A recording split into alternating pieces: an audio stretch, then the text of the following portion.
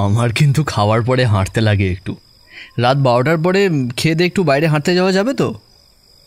এই রে, এটা তো একটু চাপ হয়ে যাবে। ও হ্যাঁ, তোমাদের এখানে তো আবার বেশি রাতে পুরুষ মানুষদের বেরোনো বারণ। ব্যাপারটা কেমন অদ্ভুত না? সারা পৃথিবীতে মেয়েদের রাত্রিবেলা বেরোনো সেফ হয় না, কিন্তু তোমাদের গ্রামে ঠিক তার উল্টো। রাতে মেয়ে মানুষদের বেরোলে কিছু হয় না, কিন্তু পুরুষ মানুষ বেরোলেই ক্ষতির আশঙ্কা রয়ে যায়। তা তো বটে। কিন্তু বিমল, তুমি কোনোদিনও কারণটা বলনি, কিসের জন্য এখানে পুরুষ মানুষদের রাতে বার হওয়া বারণ? আরে কি আবার কারণ হতে যাবে, ওই রাতে শিয়াল কুকুরদের আনাগোনা একটু বেশি, তাই। ব্যাপারটা স্পষ্ট যে বিমল এই টপিকটাকে এড়িয়ে যেতে চাইছে। না হলে এইটুকুনও তো আমিও বুঝেছি যে শিয়াল কুকুরদের থেকে শুধুমাত্র পুরুষদের প্রাণহানি হবার আশঙ্কা থাকে না।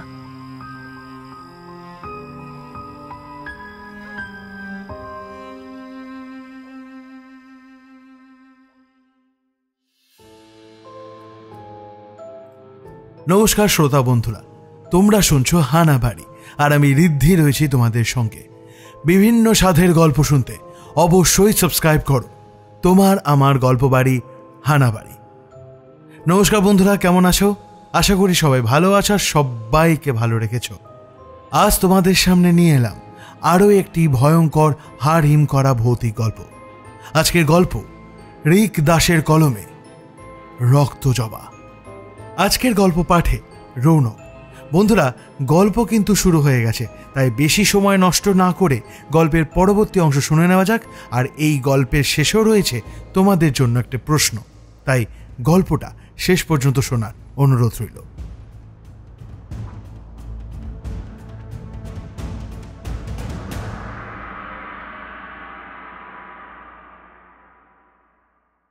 বিয়ে হয়েছে এই 4 বছর হলো।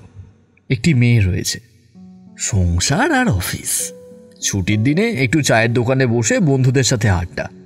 মনে হচ্ছিল যেন জীবনটা এক জায়গায় ঘুরছে। রোজ দিন সেই পার্ক স্ট্রিট থেকে দমদম অফিসে, আবার দমদম থেকে পার্ক স্ট্রিট বাড়িতে, তারপর বাড়িতে এসে একটু আধটু সিনেমা দেখা, ছোট মেয়েটির সাথে খেলা। আনন্দ বলতে এই রয়ে গিয়েছিল। টানা 2 বছরে অফিসে একদিনও কামাই করিনি। প্রমোশন হয়েছে ভালো পারফরমেন্সের জন্য, কিন্তু ভেতর থেকে একটু মনমরাই হয়েছিলাম। এক কথায় বলা যায় সবকিছু যেন একঘেয়ে মনে হচ্ছিল। রবিবার সকালে পেপার পড়ছিলাম আরাম কেদারায় বসে। ডান দিকে টেবিলে রাখা চায়ের কাপটা তুলে নিয়ে একটা চুমুক দিতে যাব, ঠিক তখন ফোনটা বেজে উঠল। একটু বিরক্ত হয়ে ফোনের দিকে তাকালাম। ভাবলাম হয়তো ছুটির দিনেও কোনো কাজের জন্য অফিসের কোনো কলিগ ফোন করছে। মুখটা বেজার করেই এক চুমুক দিয়ে চায়ের কাপটা রেখে ফোনটাকে আমি তুললাম। হ্যালো। ফোনের ওই পার থেকে যার গলার স্বর পেলাম, তা শুনে মনটা আমার একেবারে আনন্দে ভরে উঠল। আমার ছোটবেলার বন্ধু বিমল এতদিন পর আমায় কল করেছিল। কি হে ভাইয়া, কেমন আছো? কোনো খোঁজ খবরই তো নেই দেখছি। তার কথার কোনো উত্তর না দিয়েই আমি তাকে এইটা প্রকাশ করতে ব্যস্ত হয়ে গেলাম যে আমি কতটা খুশি হয়েছি। বিশ্বাস করো, আমি খুব খুশি হয়েছি যে তুমি আমায় কল করেছো। অনেক দিন ধরেই আমি তোমার কথা ভাবছিলাম। স্কুলের দিনগুলোর কথা খুব মনে পড়ছিল আমার। বাহ, শুনে ভালো লাগলো যে পুরনো বন্ধুর কথা এখনো মনে পড়ে। তা বলো ভাইয়া, কেমন আছো? সংসার জীবন কেমন চলছে? হ্যাঁ, এই বউ বাচ্চা নিয়ে দিন কাটাচ্ছি, আর সেই বাড়ি থেকে অফিস, অফিস থেকে বাড়ি, এই করেই দিন কাটছে। আর অন্য কিছু ভাবার বা করার ঠিক সময়টা নেই, বা পাচ্ছিও না। একদিন ছুটি থাকে রবিবার, তাও যে কিভাবে কেটে যায় সে বোঝা যায় না। তুমি বলো, কেমন আছো? ভালোই আছি। সেই তোমার মতোই অফিস, অফিস থেকে বাড়ি, বাড়ি থেকে আবার অফিস। দিনের শেষে একটু সময় রয়ে যায়, সেখানে বই পড়া, গান বাজনা করা, আর মাঝে মাঝে বন্ধুদের সাথে আড্ডা মারতে মারতেই চলে যায়। এখন কয়েকদিনের ছুটিতে একটু গ্রামের বাড়িতে বেড়াতে এসেছি। বাহ বাহ, তা ভালো। সবসময় যান্ত্রিক জীবন একঘেয়ে মনে হয়, তাই একটু গ্রামে যাওয়া ভালো। হ্যাঁ, সে তো তুমি ঠিকই বলেছো। গ্রামে আসা ভালো, কিন্তু অন্য কারণে এসেছি এবারে। এখানে আমার বোনের বিয়ে আছে, তাই জন্য ছুটি নিয়ে দিন কয়েকের জন্য চলে এসেছি। বিয়ে হবে, কিছুদিন থাকবো, তারপর আবার কলকাতায় ফিরে যাব। বাহ, দুর্দান্ত! এ তো অতি সুসংবাদ। সে তো বটে, কিন্তু তোমাকেও আসতে হবে, এটা মনে রেখো। আর এই জন্যই আমি তোমাকে আজ কল করলাম, বুঝলে? আমার ছোটবেলার প্রিয় বন্ধুকে ছাড়া ঠিক জমবে না, বুঝতে পেরেছো তো? এখানে তোমাকেও কিন্তু আসতে হবে, এই বলে দিলাম। ভাবলাম সুযোগটা বেশ ভালো। অনেকদিন ধরেই মনে হচ্ছিল কোথাও একটা ঘুরে আসি। এই শহরের গাড়ি ঘোড়া, বড় বড় পোস্টার, দেওয়াল লিখন, এই এক জিনিস দেখে দেখে মনটা একেবারে মেরে গিয়েছিল। চাই কদিন গিয়ে ঘুরে আসি। অবশ্যই, সে আর বলতে, আমারও মনে হচ্ছিল কদিন কোথাও একটা গিয়ে ঘুরে আসি। এবার ঘুরতে গিয়ে যদি তোমাকেও পেয়ে যায় বিমল, তাহলে ব্যাপারটা একেবারে জমে যাবে। আমি নিশ্চয়ই যাব, গ্রামের হাওয়া খাবো, তোমার বোনের বিয়ে খাবো, তোমার সাথে ঘুরবো, সব হবে। নিশ্চয়ই নিশ্চয়ই, সবই হবে। আর মনে রাখো, তুমি কিন্তু শুধু একা আসবে না, কেমন? নিজের বউ বাচ্চাকেও নিয়ে আসবে সঙ্গে করে। নিশ্চয়ই, আপনি যা বলবেন জাহাপনা তাই হবে। তা বিয়েটা কবে সেটাই তো বললে না। এই তো আসছে সোমবার বিয়ে, তুমি রোববার রাতের মধ্যেই এখানে চলে এসো, কেমন? বেশ বেশ, তাই হবে। আরে অনেক কাজ আছে জানো তো, ফুলের অর্ডার দিতে হবে, গাড়ি বুক করতে হবে, উফ বিশাল চাপ। তাই তো দেখছি। যাও যাও, কাজ করো। হ্যাঁ, এবারে চললাম, কিন্তু তোমাকে যেন এবারে সময় মতো একেবারে দেখতে পেয়ে যায়, ঠিক আছে? না হলে কিন্তু ঠিক হবে না, এই বলে দিলাম কিন্তু। সে নিয়ে তুমি কোনো চিন্তা করো না, টাইমের আগেই চলে আসবো। এই বলে ফোনটা রাখলাম। ঠিক তখন পাশ থেকে আমার বউয়ের আবির্ভাব। ঠান্ডা চা দেখেই তার মাথাটা গরম হয়ে গেল। ইস, গরম চাটাকে ঠান্ডা করে ফেলেছ? পরের দিন চাইলে কিন্তু আর পাবে না। আরে সে নয়, আমি একটু ফুটিয়ে খেয়ে নিচ্ছি। তা কার সাথে এত কথা বললে যে গরম চাটা ঠান্ডা করে ফেললে? আরে তোমাকে বলেছিলাম না আমার ছোটবেলার স্কুলের বন্ধু বিমলের কথা। তার গ্রামের বাড়িতে তার বোনের বিয়ে আছে এবং আমাদের পরিবার সমেত সবাইকে নিমন্ত্রণ করেছে। এই আসছে রবিবার রাতের মধ্যে পৌঁছাতে হবে।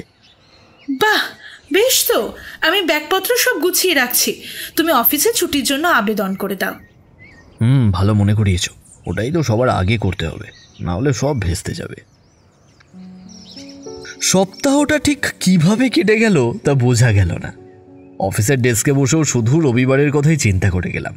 ভেবেও ভালো লাগছিল যে অন্তত কয়েকদিনের জন্য ছুটি পাবো, কোথাও একটা বেড়াতে যেতে পারবো, পুরনো বন্ধুর সঙ্গে দেখা করতে পারবো। এই উত্তেজনাতেই দিনগুলো যেন পেরিয়ে যাচ্ছিল। আমার বউও খুশি, অনেক দিন পর ঘুরতে যেতে পারছে বলে। অন্যদিকে যখন অফিসে ছুটির আবেদন করলাম, ম্যানেজার অবাক হয়ে গেল 2 বছর পরে আমি কোনো লিভ চেয়েছি দেখে। ব্যাপারটা বেশ সারপ্রাইজিং ছিল তার কাছে। বিকেলে আর যাওয়া হবে না বলে রবিবার সকালেই আমি চায়ের দোকান থেকে একটু আড্ডা মেরে চা খেয়ে এলাম। তারপর বিকেল 5টার দিকে পার্ক স্ট্রিট থেকে হাওড়ার একটা বাস ধরলাম। তারপর সেখান থেকে আমতা যাওয়ার একটা বাস ধরে নিলাম। মোটামুটি 3.5 ঘন্টার মধ্যেই আমরা গ্রামে পৌঁছে গেলাম। বাড়ি থেকে বেরিয়েই বিমলকে একটা কল করে দিয়েছিলাম। সে ঠিক সময় মতো বাস স্ট্যান্ডে আমাদেরকে নিতে চলে এসেছে। বাস স্ট্যান্ডের পাশেই একটা মোটর রিক্সা স্ট্যান্ড ছিল। সেখান থেকে একটা রিক্সা ধরলে একেবারে বিমলের বাড়ির সামনে গিয়ে দাঁড় করায়। যাবার পথে দেখলাম যে এখানে এখনো ঠিকমতো কোনো রাস্তায় আলো নেই। চারিদিকে চাষের মাঠের মাঝখান দিয়ে একটি সরু মাটির রাস্তা চলে গেছে। এই রাস্তা দিয়েই আমরা মোটর রিক্সায় এগিয়ে যাচ্ছি। খুব দূরে দূরে একটি করে ছোট লাইট পোস্ট দেখতে পাচ্ছি, যার মধ্যে ছোট ছোট একটি করে বাল্ব লাগানো। সচরাচর এত অন্ধকার রাস্তায় চলাফেরা করা অভ্যেসটা নেই, তাই একটু হলেও গাটা ভয় কেঁপে উঠছে। আর মনে হয় কোনো শিয়াল বা নেকড়ে পাশের ক্ষেত থেকে বেরিয়ে আসবে। অন্ধকারে রাস্তা একেবারেই পরিষ্কার দেখা যাচ্ছে না, কিন্তু রিক্সাওয়ালা স্থানীয় হওয়ায় এবং অনেক বছরের অভ্যেস থাকায় সে অনায়াসেই আমাদের অন্ধকার পেরিয়ে বিমলের বাড়ির দিকে নিয়ে যাচ্ছে। অবশেষে যখন বিমলের বাড়ির সামনে নামলাম, রিক্সা থেকে নেমে আমার আর বিমলের মধ্যে শুরু হলো তুমুল ঝগড়া। আর কারণটাও ছিল খুব ছোট বাচ্চাদের মতো। বিমলের দাবি সে নাকি ভাড়াটা দেবে, আর তা আমি কিছুতেই হতে দেব না। বেশি বাড়াবাড়ি করিস না, ব্যাগপত্রগুলো নিয়ে সোজা ঘরে ঢুকে যা, আমি ভাড়া দিয়ে দিচ্ছি। ব্যাগপত্রগুলো তুই নিয়ে যা, রিক্সাওয়ালাকে টাকাটা দিয়ে আমি আসছি। কেন, তুই কি আমার থেকে বেশি মাইনে পাস নাকি? হ্যাঁ, তা নয় তো কি, তুই আমার থেকে বেশি পাস? সে রীতিমতো তুমুল বচসা, খুবই হাস্যকরভাবে। পাশ থেকে তখন রিক্সাওয়ালাটাই বলে উঠল, বলছি বাবু, কেউ একটু ভাড়াটা দিবেন? আসলে অনেক রাত হয়েছে, আমারও বাড়িতে বউ বাচ্চা আছে, তাদের কাছে যেতে হবে। এই কথা শুনে আমি আর বিমল দুজনেই রিক্সাওয়ালার দিকে তাকিয়ে আছি বচসা থামিয়ে। আর আমাদের ঝগড়ার মাঝে বিরক্ত হয়ে আমার বউ টাকাটা অলরেডি বার করে ফেলেছে এবং রিক্সাওয়ালার কথাটা বলার সঙ্গে সঙ্গেই তার হাতে সে টাকাটা গুঁজে দেয় এবং তাকে চলে যেতে বলে। এবং ব্যাগগুলোও সে নিজে নিয়ে চলে যায়, একটি ফেলে রেখে, যেটার মধ্যে আমার জামা কাপড়গুলোই ছিল। এক হাতে দুটো ব্যাগ আর এক হাত দিয়ে আমার মেয়ের হাতটাকে ধরে নিয়ে সে বাড়ির ভেতরের দিকে চলে যেতে লাগলো। আর যেতে যেতে আমার মেয়েকে বলতে বলতে গেল, দেখেছো মো, এখনো বাবা বড় হয়নি, তোমার মতোই বাচ্চা উনি। এই শুনে বিমল কিছুক্ষণ আমার মুখের দিকে তাকিয়ে খিলখিল করে হাসতে শুরু করলো। আমিও মুখটা বেজার করে বিমলের দিকে তাকিয়ে বললাম, হেসে নাও হেসে নাও, এখনো তো তোমার বিয়ে হয়নি, করলে বুঝবে, তখন এইভাবে আমিও তোমার ওপর হাসবো। আগে রতন বাবু, সেই দিনটা আসতে এখন অনেক দেরি আছে, ততদিন আমি হেসে নি। এই কথা কাটাকাটি চলতে চলতেই আমরা দুজনও হাঁটতে হাঁটতে ঘরের দিকে চলে গেলাম। বিমলের বাড়ি এর আগে স্কুলে পড়ার সময়ও একবার এসেছিলাম। তখন দেখে গিয়েছিলাম তাদের ছাদে ভিত দেওয়া হচ্ছে। আর আজ এত বছর পরে এসে যখন দেখছি যে সেই ভিতে দোতলা তৈরি হয়েছে এবং বাড়ির সামনের বাগানটাতেও এখন বেশ অনেক ধরনের গাছ চাষ করা হয়েছে। বাড়িটাকেও বিয়ে উপলক্ষে বেশ ভালোভাবেই টুনি লাইট দিয়ে সাজানো হয়েছে এবং ঘরের রংটা দেখে বোঝা যাচ্ছে যে একদম নতুন, কয়েকদিন আগেই করা হয়েছে।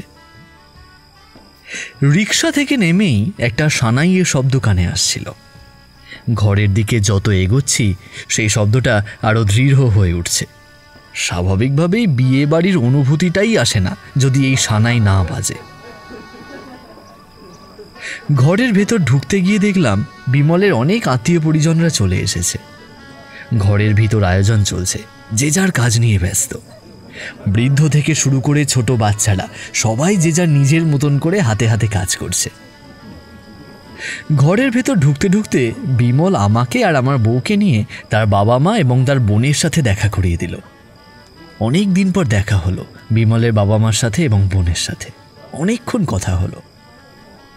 তারপর হাত পা ধুয়ে খাওয়া দাওয়া করে আমি আর বিমল ছাদে উঠে একটা সিগারেট হাতে ছোটবেলার অনেক কথা বলতে শুরু করলাম।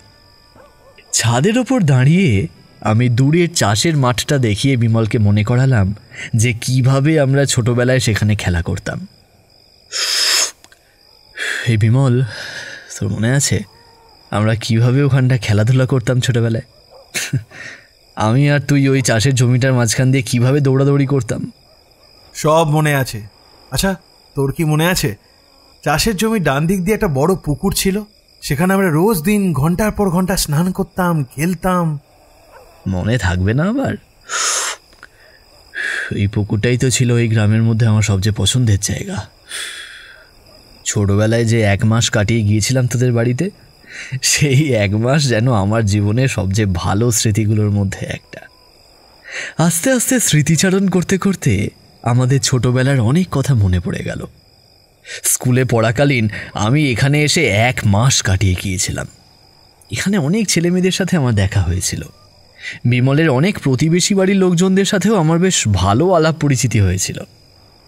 এইসব কথা বলতে বলতেই হঠাৎ বিমলের মনে পড়ে আরও কয়েকজন মানুষের কথা। এই, তোর মনে আছে ওই কৌস্তব আর ঋষভ বলে দুটো ছেলের কথা? মনে আছে, ওই যাদের সাথে ফুটবল খেলতাম ওই বালি মাঠে। হ্যাঁ, একদম ঠিক। ওরা কাল বিকালে আসবে, সবাই মিলে একসাথে খাওয়া দাওয়া করব। ডিসেম্বরের মাস, তার উপরে ছাদে দাঁড়িয়ে, চারিদিকটা একেবারে নিরিবিলি। গ্রাম্য অঞ্চল, তাই রাত হলেই মানুষের আনাগোনা কমে যায়। আশপাশটা একেবারে শান্ত হয়ে রয়েছে, আকাশে তারা ফুটে রয়েছে। ছাদে দাঁড়িয়ে ফাঁকা মাঠের অনেক দূর পর্যন্ত দেখা যাচ্ছে। সবই ঠিক আছে, শুধু এখানকার মারাত্মক ঠান্ডা, যেটা আমার হাড় কাঁপিয়ে তুলছে। ডিসেম্বর মাসে কলকাতাতেও ঠান্ডা পড়ে, কিন্তু তা বলে এত না। গ্রাম্য অঞ্চল বলে হয়তো ঠান্ডাটা একটু বেশি কলকাতার তুলনায়। 10-20 মিনিট ধরে আমি আর বিমল ছাদে দাঁড়িয়ে কথা বলছি, তাই স্বাভাবিকভাবেই আমার হাত পাগুলো একটু ঠান্ডা হয়ে যায় আর আমিও কাঁপতে থাকি। না বাবা, ক্ষমা করো, তুমি কোণের দাদা, তোমার অনেক দায়িত্ব, আর তোমার খেতে খেতেও রাত 12টা বাজবে। আমি অতক্ষণ নিজের পেটে তালা মেরে রাখতে পারবো না। হ্যাঁ, তা তো ঠিক আছে, কোনো ব্যাপার না। তুমি প্রথম ব্যাচে একবার খেয়ে নিও, তারপর আর একবার শেষ ব্যাচে আমাদের সঙ্গে খেয়ে নিও। আশা করছি 8টার সময় খাওয়ার পর 12টার সময় তুমি আর একটিবার খেতেই পারবে, কেমন?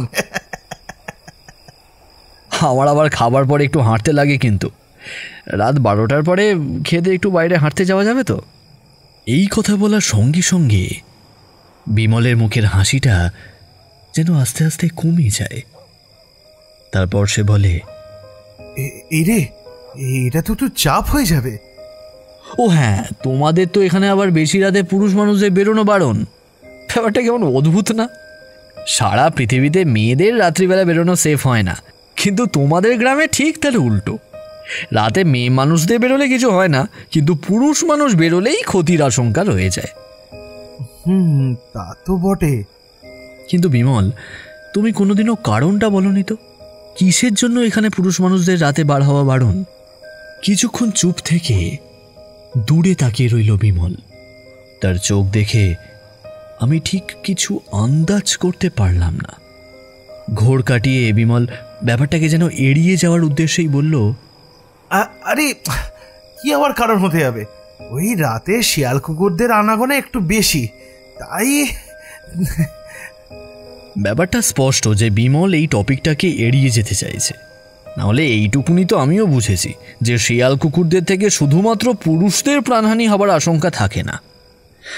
কোনো এক কারণে এই গ্রামে মহিলারা বেশি সুরক্ষিত থাকে পুরুষদের থেকে, এবং এই কারণটা যখনই আমি জানতে চাই, কিছু না কিছুভাবে বিমল এবং বিমলের পুরো পরিবার কথাটাকে এড়িয়ে যায়।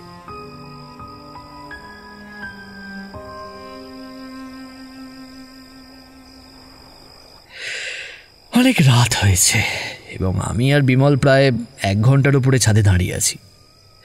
প্রায় অনেকক্ষণ ধরে হয়তো আমার বউ আমার জন্য অপেক্ষা করছিল। সে নিজের ধৈর্য হারিয়ে নিচ থেকে এবারে আমায় ডাক দেয়, কি গো, কোথায় গেলে? আর বেশিক্ষণ উপরে দাঁড়িও না, মাথায় হিম পড়ে ঠান্ডা লেগে যাবে যে। হ্যাঁ, এই নামছি। সিগারেটের শেষ টানটা দিয়ে সেটাকে মাটিতে ফেলে পা দিয়ে নিভিয়ে আমি আর বিমল সিঁড়ি দিয়ে নিচে চলে গেলাম।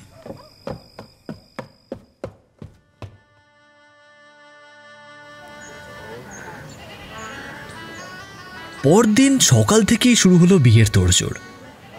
বাড়ির মধ্যেই বিয়েটা হচ্ছিল, ফুল দিয়ে চারিদিকটা সাজানো হয়েছিল, বাইরে বড় বড় লাইট লাগানো হয়েছিল, আর খাওয়া দাওয়া তো বেশ ভালো ভালোই হয়েছিল।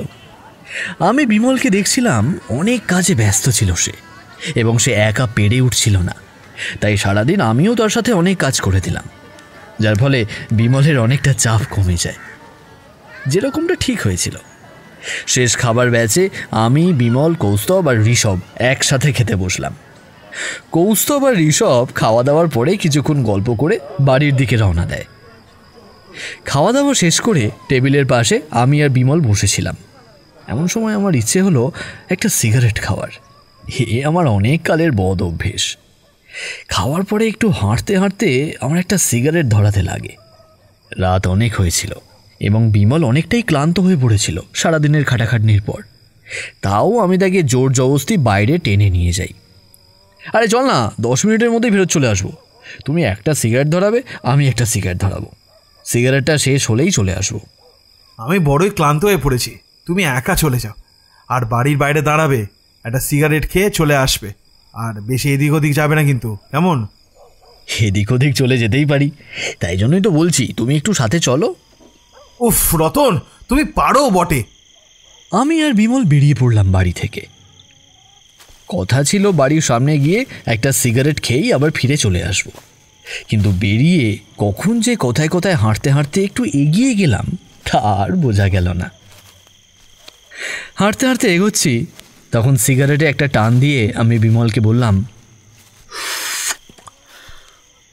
বেশ ভালোই ভালোই পুরো দিনটা কেটে গেল, বাঁচা গেছে, কোনো গড়বড় ঘোটালা হয়নি, পুরোটাই ঠিকভাবে উতরে গেছে। তা যা বলেছ, দাদা হওয়ায় আমিও বেশ চাপেই ছিলাম।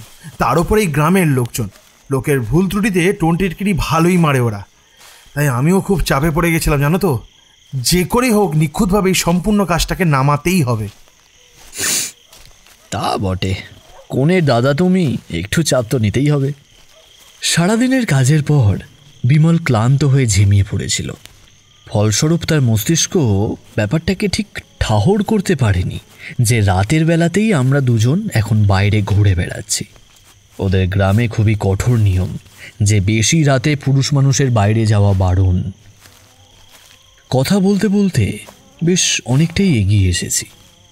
মাছের মাথার ডালটা কি ফাটাফাটি হয়েছে, এবং মুরগির মাংসটাও তো কোনো জবাব নেই। সে তো হবেই। যে রাঁধুনি সে বিগত 40 বছর ধরে রান্না করছে। গ্রামের সব বিয়েতে সে ছাড়া আর কেউ রান্না করে না। লোকে ওনাকে ভালোবেসে বাবা রাঁধুনি বলে ডাকে। ঠিক এমন সময় বুকটা ধড়াস করে উঠল আমার আর বিমলের। আমাদের দুজনের কানে ভেসে এলো পায়ের নুপুরের শব্দ। আর শব্দটা এতটাই স্পষ্ট ছিল যে দ্বিতীয়বার আর ভাবতে লাগেনি যে যা শুনেছি তা ভুল না ঠিক। আমি যখন এদিক ওদিক দেখি, খেয়াল করলাম আমরা একটা বিশাল বড় রাজবাড়ির সামনে দাঁড়িয়ে। বাড়িটা বিশাল বিশাল দেওয়াল দিয়ে ঘেরা, এবং দেখেই বোঝা যাচ্ছে হাজার হাজার বছর যেন কেউ রাজবাড়ির ভেতরে যায়নি। যে দেওয়ালের সামনে এখন আমরা দাঁড়িয়ে আছি সেই দেওয়ালগুলো খুবই পুরনো হয়ে গেছে।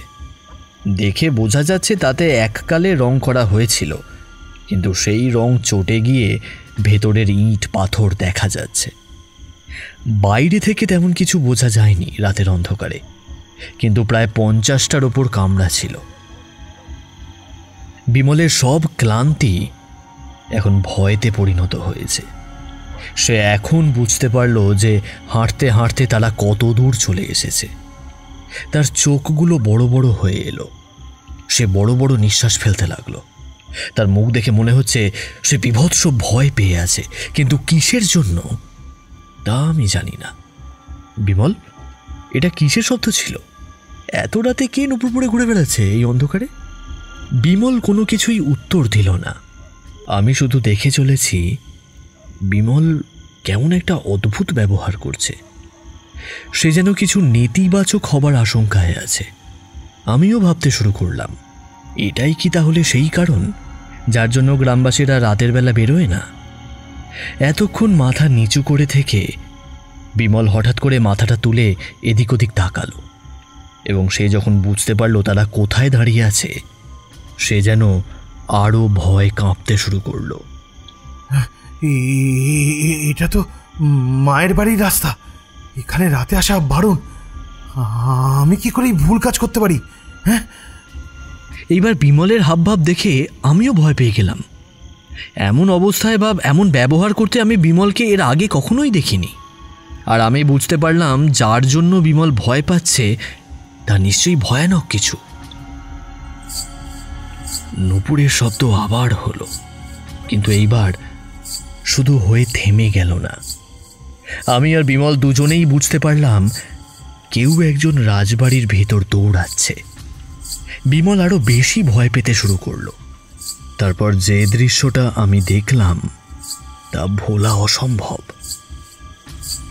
রাজবাড়ির একদম মাঝখানের একটা অংশে অনেক বড় একটা কাঁচের জানলা ছিল।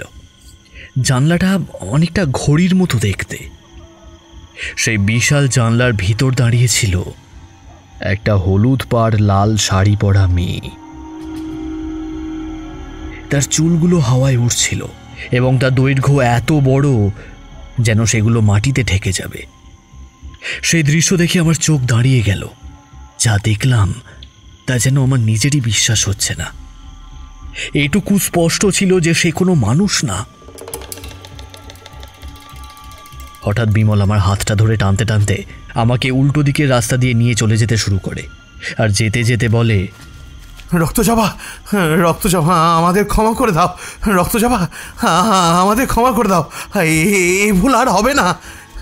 এই একই কথা আওড়াতে আওড়াতে বিমল আমায় অনেকটা দূর টেনে নিয়ে গেল সেই রাজবাড়ি থেকে। আমায় টানতে টানতে নিয়ে যাওয়ার সময় বিমল বলল, রতন, এই কথা যেন বাড়ির কেউ না জানতে পারে যে আমরা এত রাতে রাজবাড়ির সামনে এসে গিয়েছিলাম। আচ্ছা ঠিক আছে। বিমল এখন মানসিকভাবে বিপর্যস্ত হয়ে আছে, তাই আমি এখন আর কিছু জিজ্ঞাসা করলাম না বা বললামও না। কিন্তু যে দৃশ্য আমি দেখেছি তা ক্রমাগত আমার মাথার ভেতর চলতে শুরু করেছে। আমি চেয়েও সেটাকে বন্ধ করতে পারছি না।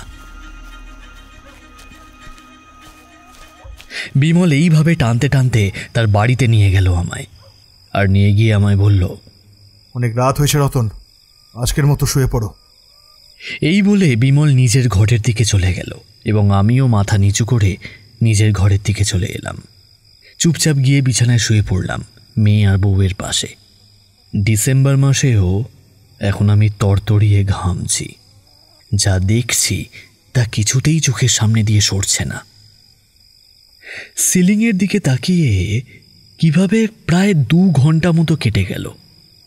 ভেতর থেকে এত উদ্বিগ্ন হয়ে পড়েছি যে কিছুতেই ঘুম আসছে না। শেষমেশ ধৈর্যের বাঁধ ভেঙে গেল আমার। বিছানা থেকে উঠে গিয়ে আমি সোজা বিমলের ঘরের দিকে ছুটলাম। না, অসম্ভব। যতক্ষণ না আমি জানতে পারছি ওটা কে ছিল এবং কী ছিল, আমি কিছুতেই ঘুমাতে পারবো না। সোজা গিয়ে বিমলের ঘরের দরজায় ধাক্কা দিতে শুরু করলাম আমি, আস্তে আস্তে। বাইরে থেকেই তাকে ফিসফিস করে ডাকতে শুরু করলাম, বিমল, বিমল। রাত 2:45 বেজে গেছে, এখন সবাই ঘুমোচ্ছে, তাই আমি যতটা সম্ভব আস্তেই বিমলকে ডাকছি। বিমল ভেতর থেকে শুনতে পেয়ে বলল, দরজা খোলা আছে রতন, চলে এসো। দরজা খুলে আমি ভেতরে ঢুকলাম এবং দরজাটা ভিজিয়ে দিয়ে আমি দেখলাম পুরো ঘরটাই অন্ধকার। শুধু ডান দিকের খোলা জানালা দিয়ে চাঁদের আলোটা ঢুকেছে এবং জানালার সামনে দাঁড়িয়ে বিমল সিগারেট টানছে। বিমলের পাশে গিয়ে আমি দাঁড়ালাম। দেখলাম বিমল জানলা দিয়ে দূরে বাইরের দিকে তাকিয়ে আছে। কিছুক্ষণ তার পাশে দাঁড়িয়ে আমি কিছুই বললাম না, শুধু ঠায় দাঁড়িয়ে রইলাম, যেন একে অপরের নীরবতাই আমাদের অনেক কিছু বলে দিচ্ছে। সিগারেটটা প্রায় শেষের পথে। একটা টান দিয়ে বিমল বলল, ঘুম না আসাটাই স্বাভাবিক রতন, চেষ্টা করো না, আজ রাতটা না ঘুমিয়েই কাটিয়ে দাও। হয়তো আরও 4-5 দিন ঘুমোতে পারবো না যদি তুমি আমায় বিস্তারে না বলো এই ঘটনাটা। এতদিন আমিও শুধু গল্প শুনতাম, কিন্তু আজ প্রথমবার দেখলাম। তুমিও কোনোদিন দেখোনি, শুধু গল্প শুনেছ? বেশ, সেই গল্প অনুসারে কি ছিল ওটা? বিমল সাধারণত তৎক্ষণাৎ উত্তর দেয়, কিন্তু এই মুহূর্তে দাঁড়িয়ে সে আমার প্রত্যেক কথার উত্তর দিতে খুবই সময় নিয়ে নিচ্ছে, যেন সে বুঝতে পারছে না ঠিক কোথা থেকে শুরু করবে, বা হয়তো বলার অনেক কিছুই আছে, কিভাবে বলবে বুঝতে পারছে না। অনেকটা সময় নিয়ে বিমল শুরু করলো, ওটা ছিল রক্তজবা। হ্যাঁ, গ্রামের লোকেরা তাকে এই নামেই ডাকে। তিনি স্বয়ং দেবী, নাকি দেবীর অন্য কোনো রূপ আমরা কোনোদিনও জেনে উঠতে পারিনি। শুধু এইটুকুনি জানি তার মধ্যে মা কালীর অংশ রয়েছে। মা কালী? কিন্তু সে ওই ভাঙা রাজবাড়িতে কি করছে? অনেক বছর আগে ওই রাজবাড়ির ভেতরে মা কালীর মন্দির ছিল, এখনো আছে কিনা কেউ জানে না, কারণ ওই রাজবাড়িতে ঢোকার সাহস কারণ নেই, আর কেউ কোনোদিন করবেও না। মাঝে মধ্যেই রাতের বেলায় মা রাজবাড়ির ছাদে চলাফেরা করে থাকে, তাই মা নিজে পছন্দ করেন না রাতের বেলায় ওখান দিয়ে কেউ যাতায়াত করুক। ওই রাতের বেলায় গ্রামের লোকেরা বাইরে বেরোনো বন্ধ করে দেয়, বিশেষ করে ওই রাজবাড়ির সামনে কেউ যায় না। মা কালীর এত জাগ্রত রূপ অমন রাজবাড়িতে কি করছে? কে তাকে ডেকেছিল ওই রাজবাড়িতে? কেউ ডাকেনি, সে নিজেই এসেছে। সে নিজে এসেছে? কিন্তু কেন? কি দরকার ছিল তার এই রাজবাড়িতে? যেই বাড়িতে তার মন্দির, সেই বাড়িতে অন্যায় হয়েছিল, তার বিচার করতে তিনি সাক্ষাৎ নেমে এসেছিলেন।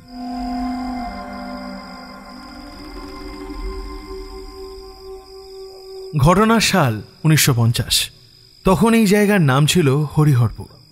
এখানে একটাই জমিদার বাড়ি ছিল এবং জমিদারের নাম ছিল হরিনারায়ণ মুখার্জি বা হরিনারায়ণ মুখার্জি।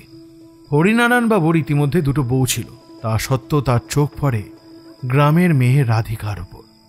জমিদার মশাই তাকে প্রথম দেখেছিলেন জমিদার বাড়ি কালী পুজোয়। প্রত্যেক বছর খুব ধুমধাম করে কালী পুজো হয়, কারণ সেখানে কালী মন্দির আছে। আর জমিদারবাবু বেশিরভাগ সময় কাজের বাইরেই থাকেন। সেই সময়, সেই দিনই কালী পুজোর দিন তিনি রাজবাড়িতে উপস্থিত ছিলেন এবং তখনই রাধিকার উপর তার নজর যায়।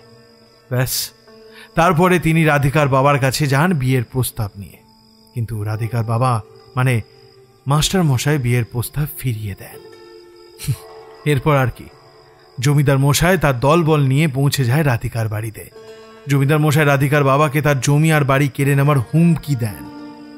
নিজের বাড়ি জমি যদি হারিয়ে ফেলতে না চান তাহলে চুপচাপ আমার মেয়েকে আমার হাতে তুলে দিন। জমিদারের অনেক লোকজন, জমিদারের জোর জুলুমে পুরো গ্রাম অস্থির হয়ে পড়েছিল জানো তো। তাই নিজের ইচ্ছার বিরুদ্ধেও রাধিকাকে জমিদারের হাতে তুলে দেন মাস্টারমশাই। রাধিকার সম্পর্কে যতটা গ্রামের মুখে শুনেছি, সে খুব গুণী ছিল, দেখতেও খুব সুন্দর ছিল, গায়ের রং ফর্সা ছিল, আর তার চোখগুলো মুখটাকে যেন আরো আরো বিশেষ করে তোলে। স্বভাব এবং ব্যবহারের জন্য গ্রামের প্রত্যেকটা মানুষ তাকে খুব ভালোবাসতেন, আর তার বাবার শিক্ষক হওয়ায় গ্রামের ছোট থেকে বড় সবাই তাকে সম্মান করতেন, মাস্টারমশাই বলে রাখতেন। হায় রে ভাগ্যের পরিস্থিতি। যাই হোক, জমিদারের বয়স তখন 40 কি 45 হবে, আর রাধিকার বয়স ছিল 18 বা 20। জানো তো, বিয়ের পর প্রথম রাধিকা ঘরের ভেতরে মন থাকতো না, মন মরা হয়ে পড়ে থাকতো। তারপর আস্তে আস্তে নিজের ভাগ্যকে মেনে নিয়ে এসে পরিবারের সাথে মানিয়ে নিতে লাগলো। নিজের মতো করে রাজবাড়ির ভিতরে থাকতে শুরু করলো। বাড়ির বাগানে সে ফুল গাছে জল দেওয়া, গান বাজনা করা, আর মাঝে মধ্যে বন্ধুদের ডেকে নিয়ে ঘরে বসে আড্ডা মারা, এইসব করে তার দিন কেটে যাচ্ছিল। বাবা রাধিকা, তোর তো দেখছি আলাদাই ব্যাপার। কারি কারি গয়না, চুড়ি, এত সুন্দর ঘর, এত বড় রাজবাড়ি, বাগান, এত এত চাকর বাকর। বাবা, তুই তো রানীর থেকে কিছু কম নয় রে এখন। হ্যাঁ, আমি এখন রানী বটে। রাধিকা কোনোদিন সোনা গয়না, বড় বাড়ি এসব কিছুই চায়নি। সে তো নদীর পার, বিকালে সূর্য, আমের আচার আর কপালের টিপ নিয়ে সুখেই ছিল। রাজবাড়ির নিয়ম ছিল বাড়ির বউদের বাড়ির বাইরে বেরোনো চলবে না, তাই আগের মতো সে গ্রামের মেলায় বা দুর্গাপুজোতে বেরোতে পারত না। কিন্তু তার যদি কিছু দরকার হতো, সে বাড়ির চাকর বাকরকে দিয়ে আনিয়ে নিত। যেমন দুপুরবেলা আচারওয়ালার কাছ থেকে আচার কেনা, গ্রামের মেলা থেকে জিলিপি আর সাজগোছের জিনিস। বাড়ির চাকরদের সাথে সে খুব ভালো ব্যবহার করত, তাই তারাও তাকে খুব পছন্দ করত। জানো তো, গ্রামের লোকেরাই জমিদার বাড়িতে কাজ করত, তাই পুষ্প আর স্বপনকে সে আগে থেকেই চিনত, কারণ তারা জমিদার বাড়িতে দীর্ঘদিন কাজ করত। পুষ্পাদির কাজ না থাকলে রাধিকার সাথে বসে গল্প করত, তার চুল বেঁধে দিত, চুলে তেল মাখিয়ে দিত। এমনই একদিন দুপুরবেলায় বসে পুষ্পাদি রাধিকার মাথায় তেল মাখিয়ে দিতে দিতে বলল, জমিদার বাড়ির বউ তুমি এখন, তোমার অনেক দায়িত্ব। এখন বাচ্চাদের মতন এইসব গান বাজনা, বন্ধুদেরকে ডেকে আড্ডা মারা, এইসব তোমায় মানায় না। আর রাধিকা চোখ বন্ধ করে পুষ্পাদির তেল মালিশ উপভোগ করছে, কিন্তু পুষ্পাদি যে কথাগুলো বলল তা রাধিকার একেবারেই পছন্দ হয়নি। সে একটু সময় নিয়ে সংযতভাবে বলল, পুষ্পদি, আমি এসব সোনা গয়না কিচ্ছু চাইনি না। আমি চেয়েছিলাম এমন একটা নোংরা লোককে বিয়ে করতে, আর না তো চেয়েছিলাম এই রাজমহল। সুতরাং এসব জমিদার বাড়ির নিয়ম কানুন বা বাড়ির বউ হওয়ার দায়িত্ব এসব আমায় পালন করতে বলো না, আমার যায় আসে না। হরিনারায়ণ মুখার্জি আমার বাবাকে ভয় দেখিয়ে আমাকে বিয়ে করেছে। সেই গ্রামের অনেক মেয়ের জীবন নষ্ট করেছে। ইতিমধ্যেই 2টো বউ থাকা সত্ত্বেও সে আরও একজনকে এই বাড়িতে এনেছে। ধীরে ধীরে পুরো গ্রামবাসীর শ্বাসরোধ করছে জমিদার। সুতরাং এই বাড়ির কোনো দায়িত্ব পালন করতেই আমি রাজি নই। রাধিকা এমনিতেই সহজ সরল মেয়ে, সবার সাথে ভালো করে ব্যবহার করত, মন রেখে চলত, কিন্তু তার আত্মসম্মান খুব উঁচু, এত উঁচু যে তার চূড়া দেখা যায় না। বিয়ের পরের দিনই জমিদার মশাইকে কাজের সূত্রে কলকাতায় যেতে হয়, তাই বিয়ের পরের দিন থেকেই রাধিকাকে জমিদারের সম্মুখীন খুব একটা হতে হয়নি। জমিদার বাড়িতে আসার পর রাধিকা দুটো জিনিস জানতে পারে। এক, জমিদারের দুটো স্ত্রী আছে এবং জমিদারের একটি ভাইও আছে, সে মানসিক ভারসাম্যহীন। এই জমিদার বাড়ি সবাই এই ব্যাপারটা লুকিয়ে চলে। তাকে বেশিরভাগ সময় একটা বন্ধ ঘরে বন্দি করে রাখা হয়।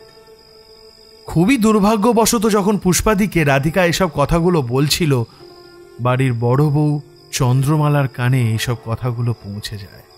আর সেই দিন রাতেই জমিদারের বাড়ি ফেরার কথা ছিল। রাতের বেলা জমিদার বাড়ির বড় বউ চন্দ্রমালা এবং মেজ বউ ইন্দুমতি জমিদারের কানে এসব তুলে দেয়।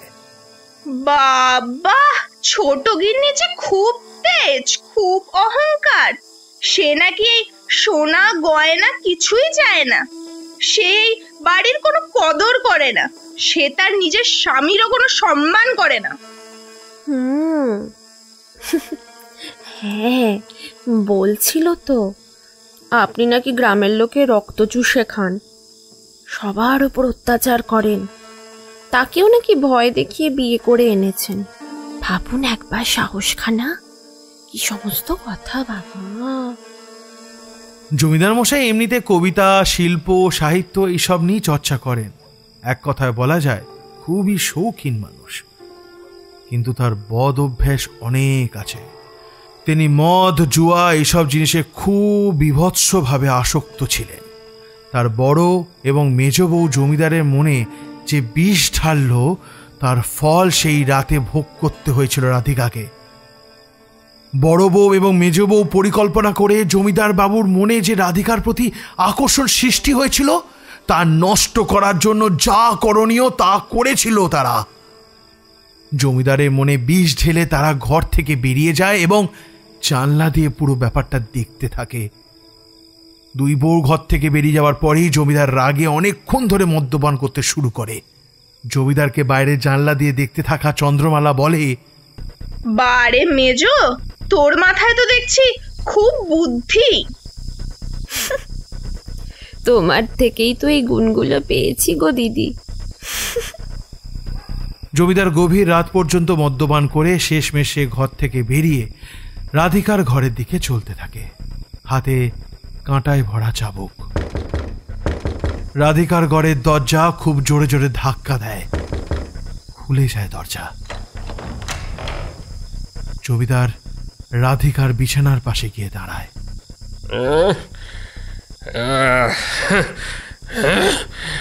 নিজের স্বামীকে সম্মান করবি না, এই বাড়িকে সম্মান করবি না? তোর এত অহংকার, এত দিমাগ, এই জমিদার বাড়ির সম্পর্কে অকথা কুকথা বলেছিস। তার ফল তো আজ তোকে ভোগ করতেই হবে। একটা শিক্ষা তোকে দিতেই হবে, না হলে দিনের পর দিন তুই আরো বাড়াবাড়ি করবি। রাধিকা তখন গভীর ঘুমে আচ্ছন্ন।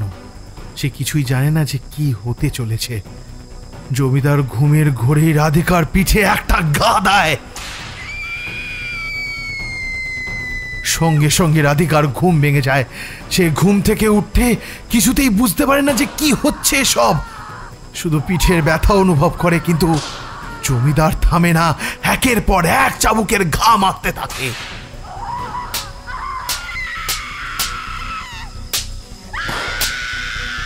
সে চিৎকার, সেই আর্তনাদ সারা রাজবাড়িতে গুঁজতে থাকে। রাধিকার সারা শরীর চাবুকের ধারে ছাড়খাড় হয়ে যায়। গল গল করে তার পিঠ, হাত, পা থেকে রক্ত বার হচ্ছে। তার কান্না, তার আর্তনাদ কিছুতেই থামছে না।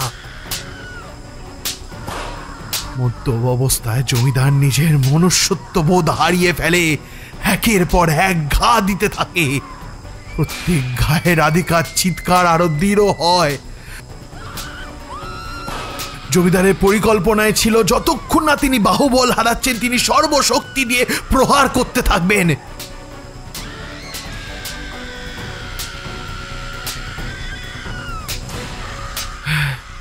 কিন্তু তা যদি সত্যি হতো তাহলে সেই দিনই রাধিকার শেষ দিন হতো।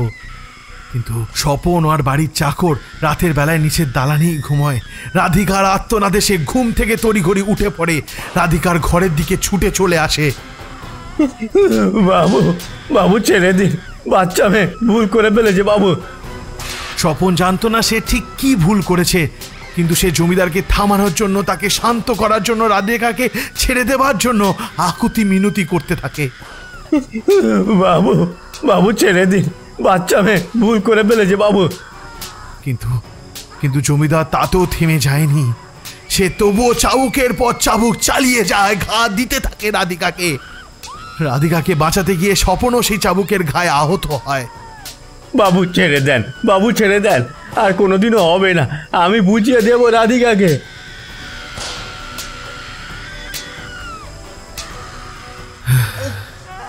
শেষমেশ জমিদার থামল। সে ভেতর থেকে তৃপ্তি পায়নি, কিন্তু হাঁপিয়ে গেছে। চাবুকটা ঘরে ফেলে দিয়ে দরজা দিয়ে বেরিয়ে যায় গটমট করতে করতে, আর যাবার আগে বলে যায়, যদি প্রাণে বাঁচতে চায় তাহলে ওকে বুঝিয়ে দিও যে এই বাড়িতে বউদের জন্য যে নিয়ম কানুন আছে তা ওকে মেনে চলতে হবে, না হলে পরের বার ও কিন্তু প্রাণে বাঁচবে না, বলে দিলাম। হ্যাঁ বাবু, বুঝিয়ে দেব, বুঝিয়ে দেব, একেবারে ভালোভাবে বুঝিয়ে দেব।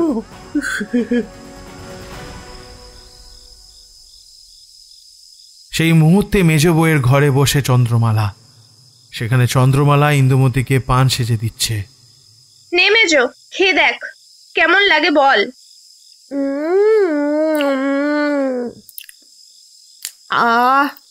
দিদি গো,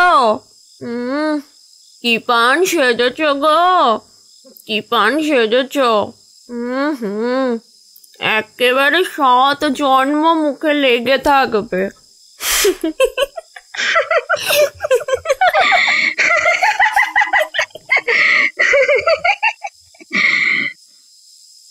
অন্যদিকে রাধিকা নিজের ঘরে রক্তের উপর শুয়ে আছে। তার কাঁদার শক্তিটুকু নেই শরীরে। শুধু আস্তে আস্তে স্বপনকে একটাই কথা জিজ্ঞেস করলো, স্বপনদা, আমি কি দোষ করেছি বলতে পারো? ভগবান কেন আমায় এত শাস্তি দিচ্ছে? রাধিকার মাথাটা স্বপন নিজের কোলে তুলে নেয়। কাঁদতে কাঁদতে বলল, কাঁদিস না মা, কাঁদিস না, সব ঠিক হয়ে যাবে। আমি এই তো আমি ওষুধ লাগিয়ে দিচ্ছি মা। সেই রাতে স্বপনদা কোনোভাবে রাধিকার ক্ষতস্থানগুলোতে ওষুধ দিয়ে দেয়, কোনোভাবে রাতটা কাটিয়ে দেয়। 7 সকাল হয়ে গেলে ডাক্তারবাবু আসে। ডাক্তার রাধিকার শরীরে অবস্থা দেখে আঁতকে উঠল। সে দেখল ঘরের চারদিকে রক্তের দাগ, বিছানার সাদা চাদরটা রক্তে লাল হয়ে গেছে, এবং ডাক্তারের নিজেও সেই ক্ষতস্থানগুলো দেখে হাত পা ঠান্ডা হয়ে যায়। রাধিকার হাঁটুর নিচের দিকটা এতটা ফেটে গিয়েছিল যে তাতে সেলাই করতে হয়েছিল। আর সেই সেলাই করতে করতেই ডাক্তার জিজ্ঞেস করল, এটা কিভাবে হলো? এত রক্তক্ষরণ হয়েছে, এনার যে প্রাণহানি পর্যন্ত হতে পারে। স্বপন মাথা নিচু করে রইল। বলার জন্য তার কাছে কিছুই নেই, কারণ রাজবাড়ির ব্যাপার যদি বাড়ির লোক জানতে পারে, আর সেই কথা যদি জমিদার মশাইয়ের কানে ওঠে, তাহলে জমিদার মশাই স্বপনের জীবন শেষ করে দেবে। ঠিক তখন ঘরে ঢুকলো চন্দ্রবালা মুখে পান দিয়ে। ডাক্তারবাবুর প্রশ্নের জবাবে তিনি বললেন, শিয়ালের সামনে পড়েছিল, ছিঁড়ে খেয়ে নিয়েছে। আপনি বেশি কৌতূহল রাখবেন না ডাক্তারবাবু, নিজের কাজ করুন, পারিশ্রমিক নিন আর নিজের কাজে যান। ডাক্তারবাবু তাকিয়ে রইলেন, স্বপনও মুখ বুজে রইল। চন্দ্রবালা ঘর থেকে বেরিয়ে গেল। ডাক্তারবাবু আবার নিজের কাজ করতে শুরু করলেন। মোট 9 জায়গায় সেলাই করতে হয়েছিল রাধিকার শরীরে, আর ক্ষতস্থান তা গোনা অসম্ভব।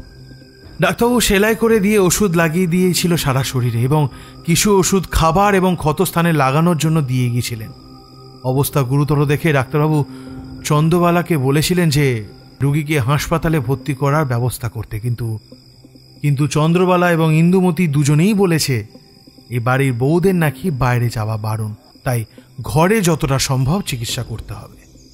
আমাদের বাড়ির নিয়ম, বাড়ির বউদের বাইরে যাওয়া যাবে না। হ্যাঁ হ্যাঁ, ঘরের মধ্যে যতটা চিকিৎসা করা যায় করুন, তার থেকে বেশি মাথা ঘামানোর দরকার নেই কো। ডাক্তারবাবু বুঝলেন এদের বলে কিছু হবে না, তাই উনি এগিয়ে গেলেন। স্বপন ডাক্তারবাবু ব্যাগটা হাতে নিয়ে তার পিছন পিছন আসছিল। তখন স্বপনকে ডাক্তারবাবু জিজ্ঞেস করলেন, আচ্ছা স্বপনদা, এই জমিদার বাবু কোথায়? তার সাথে কথা বললে কোনো লাভ হতো কি? তিনি তো শিক্ষিত মানুষ, হয়তো তিনি ব্যাপারটার গুরুত্বটা বুঝতে পারতেন। স্বপন মুখ ফুটে কিছু বলতে পারল না যে জমিদার মশাই রাধিকাকে এই অবস্থা করেছেন। সে কোনোভাবে ব্যাপারটাকে এড়ানোর জন্য পুরো সত্যটা না বলে অর্ধেক কথায় ডাক্তারবাবুকে জানালো। আগে ডাক্তারবাবু, জমিদার মশাই তো আজ সকালেই কাজের জন্য কলকাতা চলে গেছেন, আস্তে আস্তে সেই রাত হয়ে যাবে। আপনি কাল সকালে এসে একবার কথা বলতে পারেন। ওটাই তো সমস্যা, বেশি সময় নেই হাতে। যদি খুব শীঘ্রই ঠিকভাবে চিকিৎসা না শুরু হয় তাহলে তো একটা ভয়ের আশঙ্কা আছে। জানো তো, ডাক্তারবাবু এবং স্বপন দুজনেই খুব চেষ্টা করলো বড় মেজবউকে বোঝানো, তাদের অনুমতি ছাড়া তো এই বাড়িতে রাধিকাকে বের করতে পারতো না, কিন্তু তাদের কিছুতেই বোঝানো গেল না। স্বপন জমিদার বাড়ি থেকে বেরিয়ে ডাক্তারবাবুর জন্য একটা রিক্সা ডাকলো। রিক্সায় উঠতে উঠতে ডাক্তারবাবু বললেন, ঠিক সময়ে সময় ওষুধগুলো দিতে থেকো, মলমটাও লাগিও, আর দেখে রেখো যাতে আর রক্তক্ষরণ না হয়। আজকের দিনটা কোনোভাবে তাকে বাঁচিয়ে রাখতে হবে। এই বলে ডাক্তারবাবু রিক্সা করে বেরিয়ে গেলেন। স্বপন মুখ ঘুরিয়ে বাড়ির ভেতরে যাচ্ছিল, তখন দূর থেকে আওয়াজ দিল পুষ্প, ও স্বপনদা, স্বপনদা, ও স্বপনদা। স্বপন দেখলো পুষ্প কাঁদতে কাঁদতে আসছে। স্বপন বুঝলো সে নিশ্চয়ই কোথাও থেকে খবরটা পেয়েছে। আসলে স্বপন সারাদিনই জমিদার বাড়িতে থাকে। গ্রামে তার বাড়ি থাকলেও সে খুব একটা যায় না। জমিদার বাড়িতে সে থাকে, জমিদার বাড়িতে ঘুমোয়, কারণ বাড়ির বেশিরভাগ দেখাশোনা তাকেই করতে হয়। পুষ্প সারাদিন কাজ করে রাতে বেলায় বাড়ি চলে যায়। এই জন্যই আগের দিনে ঘটনাস্থলে সে উপস্থিত ছিল না। এই সাত সকালে কোথাও থেকে খবর পেয়ে ছুটতে ছুটতে তার কাছে আসছে। কি হয়েছে গো রাধিকার? শুনলাম নাকি সে খুব অসুস্থ। গ্রামে বলা খাওয়া চলছে জমিদার মশাই নাকি তার গায়ে হাত তুলেছেন। পুষ্পকে নিয়ে জমিদার বাড়ি ভেতর চলে যায়। দুতলার শেষ ঘরে একটা জায়গা আছে, সেখানে বেশি কারোর আনাগোনা থাকে না। সেখানে গিয়ে স্বপন পুষ্পকে পুরো ঘটনাটা বলে, এবং এও বলে যে রাধিকার এত বাজে অবস্থা যে তাকে হাসপাতালে ভর্তি করার জন্য ডাক্তারবাবু বলে গেছেন, কিন্তু বড় এবং মেজ বউ তা হতে দেয়নি। পুষ্পদি তখন একটা বুদ্ধি লাগায়, বলে, স্বপনদা, তাহলে এক কাজ করি, আমি গ্রামের লোকজন এবং রাধিকার বাড়ির লোককেও ডেকে আনি, তাহলেই যদি কিছু একটা করা যায়। হ্যাঁ, ঠিক বলেছিস, যা তুই একবার দৌড়ে গিয়ে সবাইকে ডেকে আন। পুষ্প ছুট মারল গ্রামের দিকে। রাজবাড়ি বাগান দিয়ে যখন সে গ্রামের দিকে ছুটে যাচ্ছিল, দুতলায় দাঁড়িয়ে থাকা ইন্দুমতি পুষ্পকে ছুটতে দেখে নেয়, এবং সে কিছুটা হলেও আন্দাজ করে ফেলেছিল কি হতে চলেছে। তাই সে তৎক্ষণাৎ রাজবাড়ির সমস্ত রক্ষীদের সদর দরজায় দাঁড় করিয়ে দেয়। ওইদিকে রাধিকার অবস্থা তখন খুব খারাপ। সেই যে অজ্ঞান হয়ে পড়েছে, আর চোখ খোলেনি, কোনোভাবে শুধু নিঃশ্বাসটা চলছে। কিছুক্ষণ পরপর স্বপন রাধিকার গায়ে মলমটা লাগিয়ে চলেছে। কিছুক্ষণের মধ্যে পুষ্পদি গ্রামবাসীদের এবং রাধিকার পরিবারের লোকজন নিয়ে হাজির হয় রাজবাড়ির সামনে, কিন্তু রক্ষীদের নির্দেশ দেওয়া হয়েছিল কেউ যেন বাড়ির ভেতরে ঢুকতে না পারে। রাজবাড়ির সামনে অনেক লোকের ভিড় জমে যায়। রাধিকার বাবা মা দুজনেই উপস্থিত ছিলেন। সাথে সারা গ্রামবাসী রাজবাড়ির সামনে এসে বিদ্রোহ করতে শুরু করে, কিন্তু জমিদার বাড়ির রক্ষীদের সঙ্গে তারা পেরে উঠল না। রাধিকার মা বাবা দুজনেই মেয়েকে দেখার জন্য কাকুতি মিনতি করতে থাকে রক্ষীদের সামনে। একবার আমার মেয়েকে দেখতে দাও দয়া করে। একবারটি শুধু সে কেমন আছে জানতে দাও, তোমরা আমাদের ভেতরে যেতে দাও না গো। যারা রাধিকাকে ভালোবাসতো তারা সবাই এসেছিল, তাদের কেউ ভেতরে যেতে দেয়নি, কিংবা ভেতর থেকে কাউকে বাইরে আসতেও দেওয়া হয়নি। স্বপন অনেকক্ষণ ধরে রাজবাড়ি ভেতর থেকে দাঁড়িয়ে সবটা দেখছিল। তারপর খেয়াল হলো যে ওষুধের সময় হয়েছে এবং রাধিকার জন্য অল্প করে ডালিয়া তৈরি করেছিল, সেটাও তাকে খাওয়াতে হবে। যাগ্গে, ডালিয়াটা ঠান্ডা হয়েছে এতক্ষণে, এবারে মেয়েটা একটু হলেও কিছু খেতে পারবে। স্বপন ডালিয়ার বাটি এবং তার সাথে ওষুধটা নিয়ে রাধিকার ঘরে গেল। ঘরের দরজা খুলে যখন স্বপন রাধিকার কাছে গেল, তার মনে একটা অদ্ভুত ব্যাপার হলো। সে তখন রাধিকার নিঃশ্বাস নিচ্ছে কিনা সেটা জানার জন্য নাকের নিচে আঙুলটা ধরল। নিমেষেই তার বুকটা ঠান্ডা হয়ে গেল। সে বুঝতে পারল রাধিকা নিঃশ্বাস নিচ্ছে না। একবার গলার কাছে আঙুলটা ধরে স্বপন যাচাই করে নিল, সত্যি আর নিঃশ্বাস নিচ্ছে না। হাতের বাটিটা নিচে পড়ে যায়। সে পিছু পায়ে হাঁটতে হাঁটতে ঘরের কোণে একটা টেবিল ধরে বসে হাউমাউ করে কাঁদতে শুরু করে।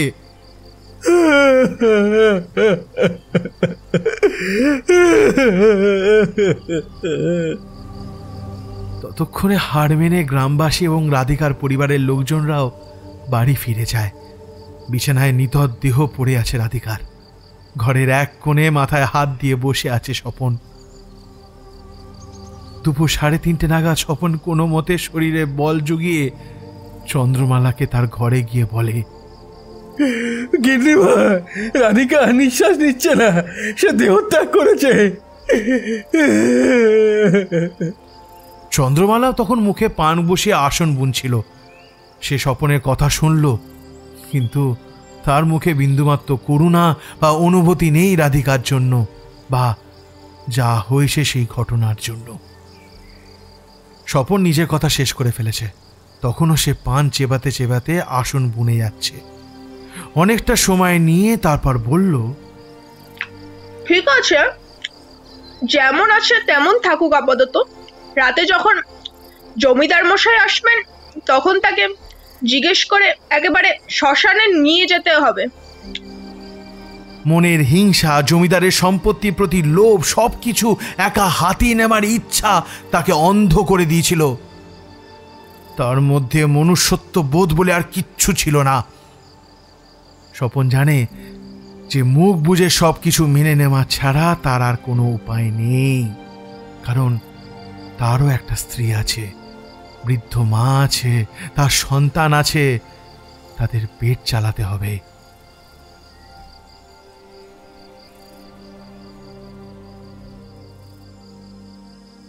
রাধিকার মৃত্যু দুপুরবেলাতে হয়ে গিয়েছিল। সন্ধ্যা পেরিয়ে যেতেও তার শরীর অমন অবস্থাতেই পড়েছিল। প্রত্যেক দিন সন্ধ্যাবেলায় রাজবাড়ির ভেতরে থাকা কালী মন্দিরে শাঁখ কাঁসা বাজিয়ে পুজো হয়, কিন্তু সেই দিন সব কিছু বন্ধ। কারোর ভিতরে আসা বারণ এবং ভিতর থেকে বাইরে যাওয়া বারণ। ইন্দুমতি ঘরে বসে বসে সাজগোজ করছে আর গুনগুন করে গান গাইছে।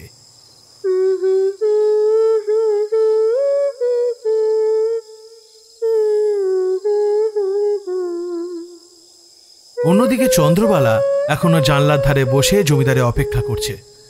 সারা বাড়িতে কারোর কোনো সাড়া শব্দ নেই। প্রত্যেক দিন মন্দিরের সামনে একটা প্রদীপ খুব উজ্জ্বল হয়ে চলে, সেই প্রদীপও আজ নিভে আছে। রাজবাড়িতে পুরোহিত আসেনি, সুতরাং সন্ধেবেলায় পুজোও দেওয়া হয়নি। স্বপন নিজের খাটিয়াতে বসে আছে। বসে বসেই প্রায় 2 ঘন্টা মতো কাটিয়ে দিয়েছে সে। সন্ধে তখন 7:30 মতো বাজে। হঠাৎ মন্দিরের ভেতর থেকে একটা ঘটি পড়ে যাওয়ার শব্দ তার কানে আসে। ফাঁকা রাজবাড়ির মধ্যে সেই শব্দ প্রতিধ্বনির মতো ছড়িয়ে পড়ে। যেখানে স্বপনের খাটিয়া থাকে তার থেকে কিছুটা এগোলেই মন্দির, তাই শব্দটা স্বপনের কানে ভালো মতোই পৌঁছায়। তখন স্বপন নড়ে চড়ে বসে দেখবার জন্য যে মন্দিরের ভেতর কেউ ঢুকলো নাকি কিসের শব্দ ওটা।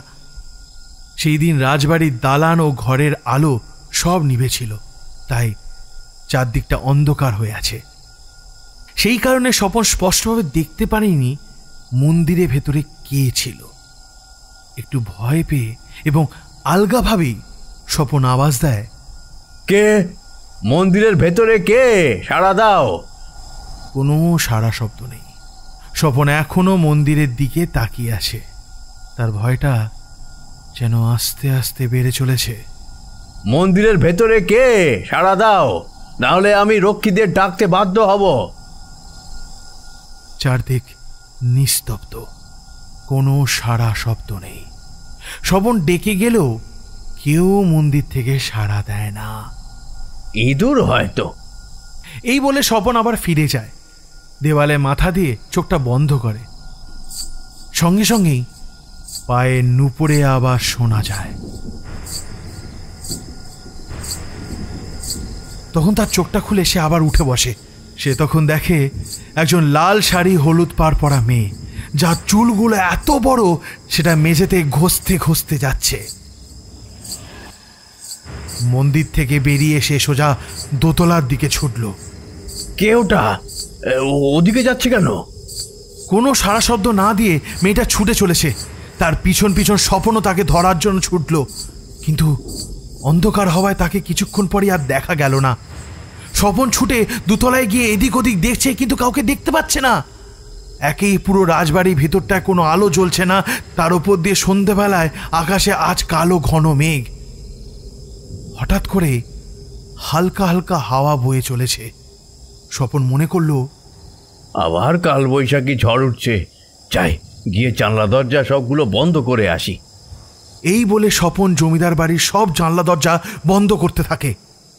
কে একটা বাড়ির উপরে উঠে গেল, তাকে খুঁজবো না আমি জানালা বন্ধ করব? একা আর কত দিক সামলাবো? চন্দ্রবালা তখনও জানলার ধারেই বসেছিল।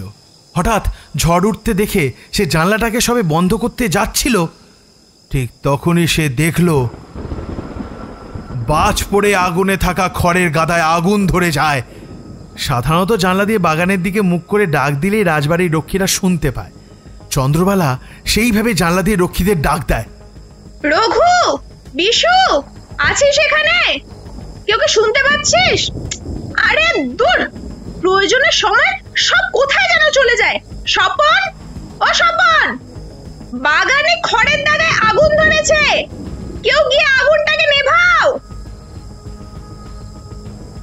কারোর কোনো সাড়া শব্দ না পেয়ে বাগানের দিকে সে তাকিয়ে থাকে, এই আশায় সে হয়তো কাউকে দেখতে পাবে। কাউকে দেখতে না পেয়ে সে নিজেই নিচে নামতে সিদ্ধান্ত নেয়। জানলা বন্ধ করে পিছন ঘুরতেই তার নিঃশ্বাস বন্ধ হয়ে আসে আসল এক দৃশ্য দেখে। তার পিছনে দাঁড়িয়ে আছে রাধিকা। ইন্দুমতির চুল ধরে ইতিমধ্যে সে টেনে নিয়ে এসেছে। ইন্দুমতির মাথা দিয়ে গল গল করে রক্ত বের হচ্ছে এবং সে ব্যথায় কাতরাচ্ছে। রাধিকার দেহের চারপাশের ক্ষতস্থানগুলো এখনো রয়েছে। সেখান থেকে যে রক্ত ঝরছিল তা এখন শুকিয়ে গেছে। মুখটা রাধিকার মতোই ছিল, কিন্তু চুলগুলো স্বাভাবিকের চেয়ে অনেক অনেক বড় ছিল, এত বড় যে তা মাটিতে ঠেকছিল। আর সবচেয়ে ভয়াবহ ছিল তার দুটো চোখ। সেখানে আর চোখের মণি বলে কিছু ছিল না, ছিল পুরোটাই অন্ধকার।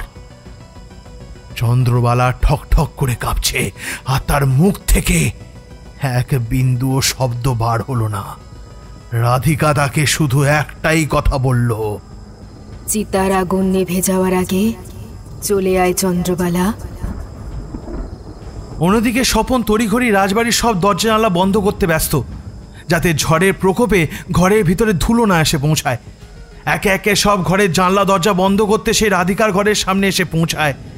সে বাইরে থেকে দেখে দরজা খোলা, কিন্তু শেষবার সেই দরজাটা বাইরে থেকে বন্ধ করে গিয়েছিল। এ কি কাণ্ড, দরজাটা খুলল কে? এই বলে স্বপন ঘরের ভেতরে ঢুকে দেখে রাধিকার দেহটা সেখানে নেই। তার গায়ে অনেক গজ কাপড় বাঁধা হয়েছিল, সেই কাপড়গুলো সেখানে পড়ে আছে, কিন্তু অদ্ভুত ব্যাপার, দেহটা নেই। স্বপন তখন চিৎকার করে ওঠে, রঘু, এই রঘু, ওরে তাড়াতাড়ি ছুটে আয়, কোথায় আছিস? এখানে কাণ্ড ঘটে গেছে। এই বলে স্বপন দৌড়ে রাধিকার ঘর থেকে বেরিয়ে যায়।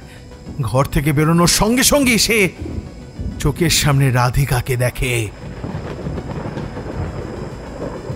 তার কিন্তু তখন অন্য রূপ, এমন ভয়ঙ্কর সাজে রাধিকাকে সে আগে কখনো দেখেনি। এই ভয়ঙ্কর দৃশ্য দেখে স্বপন মাটিতে পড়ে যায়। তার চোখ যখন রাধিকার হাতের দিকে যায়, তার বুকটা আরো ধড়াস করে ওঠে। রাধিকার দুই হাতের মুঠোতে মেজো আর বড় বউয়ের চুলের মুঠি, আর তাদের মাথা এবং নাক থেকে বেরোচ্ছে রক্ত। ভয়ে ঠকঠক করে কাঁপতে কাঁপতে জিজ্ঞেস করে, তুমি কে মা? কি চাও তুমি? রক্তজবা আমি। তুমি সমস্ত কর্মচারীদের নিয়ে এই বাড়ি ছেড়ে চলে যাও, আর সমস্ত গ্রামবাসীদের বলে দেবে তারা যেন এখানে আর কোনো দিনও না আসে। আজ থেকে এই রাজবাড়ি রক্তজবার। এই বলে বড় বউ আর মেজ বউকে মেঝেতে টানতে টানতে নিয়ে চলে যায় রক্তজবা। আর স্বপন সেখানে বসে বসে পুরো দৃশ্যটা দেখতে লাগলো।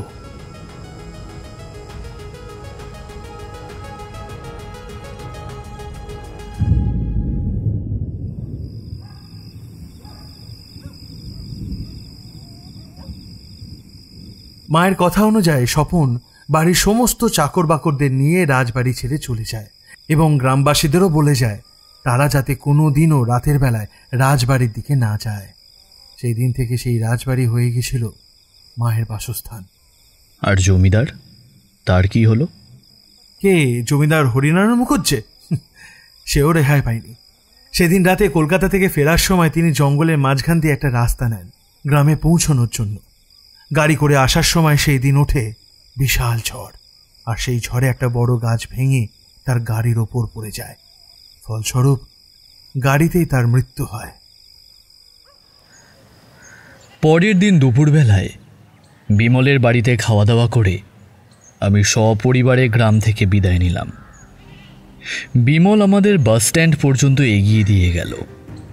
যে ঘটনার সাক্ষী আমরা হয়েছিলাম পরিবারের কাউকে সেই কথা জানতে দিইনি, কিন্তু এমন এক দৈবিক শক্তি এমন এক ছোট্ট গ্রামে উপস্থিত, এই সত্যটা আমায় এখনো অবাক করে তুলছে।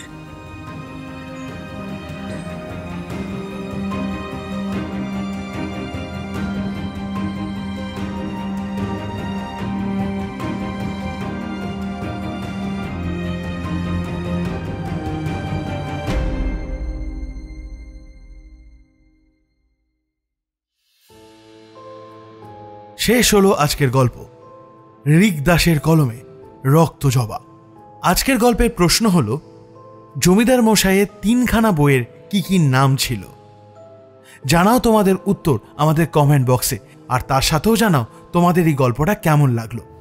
যদি গল্পটা ভালো লেগে থাকে তাহলে অবশ্যই লাইক করতে হবে এবং শেয়ার করে দিতে হবে তোমাদের বন্ধুবান্ধব এবং আত্মীয় স্বজনের কাছে। তাদেরকে বলতে হবে আমাদের হানাবাড়ি ইউটিউব চ্যানেলটা যেন তারা সাবস্ক্রাইব করে পাশে রাখা বেল আইকন ক্লিক করে অল করে দেয়, যাতে আমাদের নতুন কোনো ভিডিও এলে সবার আগে তাদের কাছেও নোটিফিকেশন পৌঁছে যায়। আজকে গল্প পাঠে রৌনক এবং প্রধান চরিত্রে আমি ঋদ্ধি, অন্যান্য চরিত্রে বর্ণালী, পার্থ, শুভম, সৌমিক, মধুরা, সোনিয়া, অস্মিতা। স্ক্রিপ্টিং দিশানি। এই সুন্দর প্রচ্ছদটা করেছে দীপ জিএফএক্স। আবহ, শব্দগ্রহণ ও ভিডিওগ্রাফিক্স হানাবাড়ি প্রোডাকশন। পরিবেশনা ও পরিচালনায় টিম হানাবাড়ি। বন্ধুরা, হানাবাড়ি কিন্তু বারবার তোমাদের জন্য সুযোগ এনে দিচ্ছে, সে প্রশ্ন উত্তর প্রতিযোগিতা হোক বা গল্প লেখা প্রতিযোগিতা হোক, যাতে তোমরা সেগুলোতে অংশগ্রহণ করে জিতে নিতে পারো আকর্ষণীয় উপহার। তাই আর দেরি না করে এই প্রতিযোগিতাগুলোতে অংশগ্রহণ করে যাও। অংশগ্রহণ করতে শুধু হানাবাড়ি ইউটিউব চ্যানেলটাকে সাবস্ক্রাইব করতে হবে, আর গল্প লেখার প্রতিযোগিতায় অংশগ্রহণ করতে হলে হানাবাড়ি ফেসবুক পেজটাকে ফলো করতে হবে। লিংক এই ভিডিওর ডেসক্রিপশনে দেওয়া আছে। আর আমাদের গল্প লেখার প্রতিযোগিতার ইভেন্ট কিন্তু আবার শুরু হয়ে গেছে। তাড়াতাড়ি যাও, নিজেদের নাম এনরোল করো আর শুরু করে দাও বিভিন্ন ধরনের ভয়ঙ্কর ভৌতিক গল্প। কে বলতে পারে তোমাদের গল্প যদি সিলেক্ট হয়ে যায় তাহলে সেই গল্পই আনবো আমরা হানাবাড়ি ইউটিউব চ্যানেলে। তাহলে বন্ধু, আজ আসি, দেখা হচ্ছে পরবর্তী কোনো গল্পে। ততদিন ভালো থেকো, সুস্থ থেকো, হানাবাড়ি পাশে থেকো, সাবধানে থেকো আর ভয়ে থেকো। শুভরাত্রি।